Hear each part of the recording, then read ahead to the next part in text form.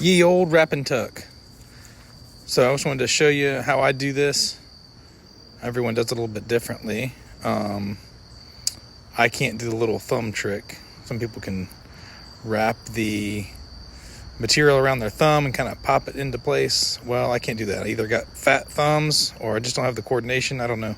But anyway, this is how I wrap my wrap and tuck frames. Wanted to show you how I use a little wrap and tuck tool to pull my amber belt material through and how I tuck it in. So I usually use this little pink cord right here, and I'm able to set that down on there. It's a closed loop, so that's important to note here because I've got two different tools I've been using. This is a closed loop. And I set that down, wrap the amber belt material around it once, and then tuck it into the loop, and then pull it through right here.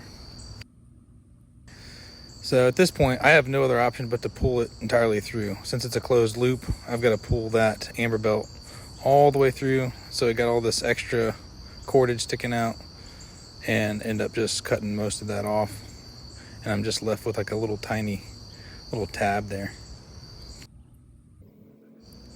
But if I want to undo this wrap to change out bands, I've got to kind of keep winding around. Remember, since I had to pull that cord entirely through, it's at some point going to get caught in where it's wrapped up behind the previous wrap, the loop. So it's a little cumbersome when you have to pull it through like that and kind of deal with unwrapping it from the previous layer. So here I have another one of my wrap and tuck frames. This is my RVA Catapults Venom. I needed to band this up, and so I will show you just another way to do this with very similar type of band tying tool, and really all it is a piece of string. So first of all, I go around 3 times before I tuck that latex over, and then once I get that latex tucked over, I go another 4 or 5 times depending on how much amber belt I cut. So this is just a little wax cotton string that can get lost. It's pretty thin. So Leon sent me this squat shot, and it's a little kind of something to grip onto, a little lanyard piece.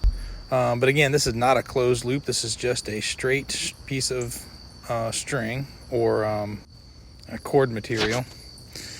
And that way I'm able to kind of make the loop with it. I can still thread my amber belt through there, but when I pull it through here, I don't have to pull that tab entirely through that last wrap.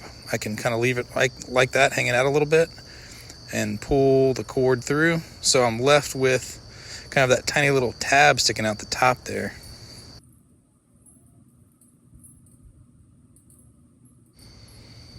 And then I went ahead and wrapped up the other fork. This is the other side. Again, I'm using that open loop string so that I'm able to pull it through the wrap, and then I'm able to pull the cord out without having to pull that amber belt all the way through that wrap. So I got those little tabs hanging out there on both forks.